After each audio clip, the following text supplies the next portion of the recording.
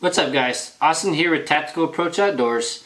Today is the third and final part of our three-part video on summer scouting tips and truths. And on today's video, we're going to talk about how to locate that buck right now during your summer scouting in preparation for an early season hunt. So stay tuned.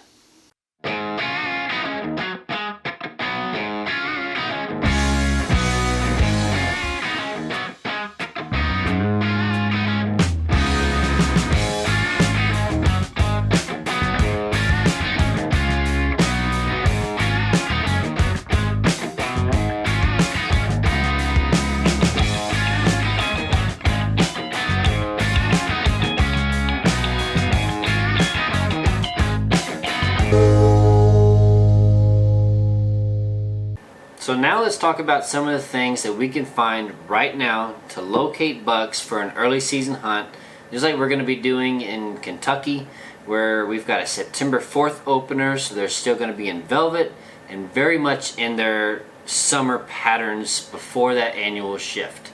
So what we're really going to look for right now is the limiting factor.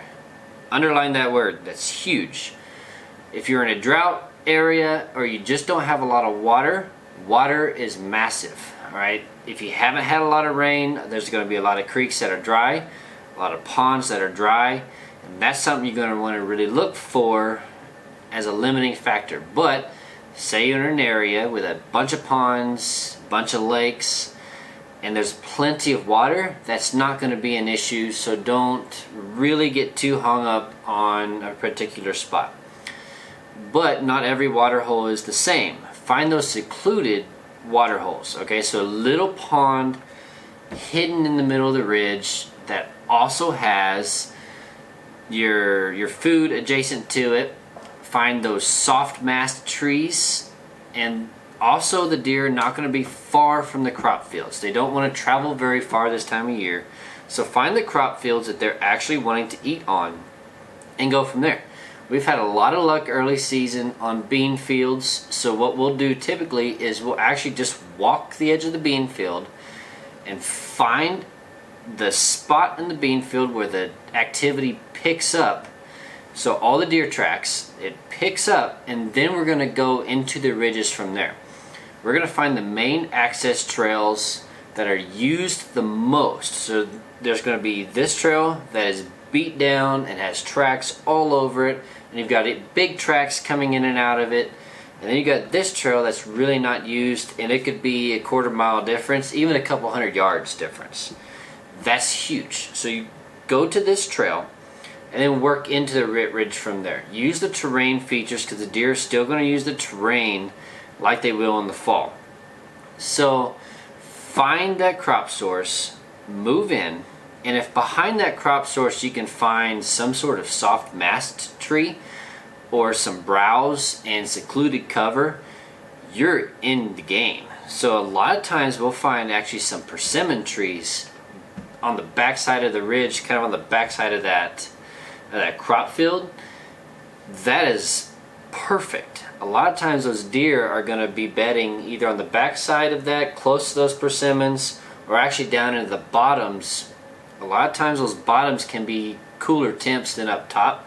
So the deer are going to want to stay cool this time of year. It's hot. The same thing. They're going to do the same thing we want to do. So find the cooler temps, and a lot of times that's where they're going to be bedding. If you've got a flowing creek, either a spring fed or just an active creek, that tends to keep temperatures down, which is awesome. And if you have those persimmon trees right there on the ridge, used as a staging area, moving into that main crop, that's what you're trying to find. The movement is going to be smaller than it will be in the fall. So you got to be really precise on it, since the deer are not going to be moving and covering ground during daylight. So be real precise. Find those active food sources that they're using right now. We won't be finding scrapes, we won't be finding rubs, but we can find deer tracks, and then we can move in from there. And then we've got eyes on. So either you spend the time glassing, which Kentucky for us will be out of state, so we don't have the time to spend every afternoon or even the availability to glass these fields and find these deer in person. So we're going to have to rely on our trail camera knowledge.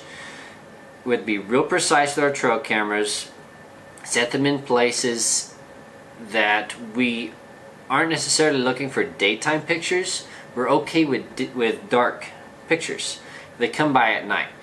We can see exactly when they come by and which direction they're coming from and going to, and then we're set. If we can figure out that there's just a deer in the area, then we can get more precise, right? So I've got this deer located on the backside of this field.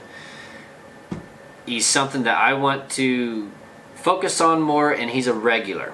Now I can get more precise. Now I can move cameras back into the ridge and actually find a point, find some sort of terrain feature and main trail that these deer are using, and then I can look for that secluded cover, find where those cooler temps are, and I may even run into some soft mass trees like we were just talking about with persimmons, and even some pawpaws.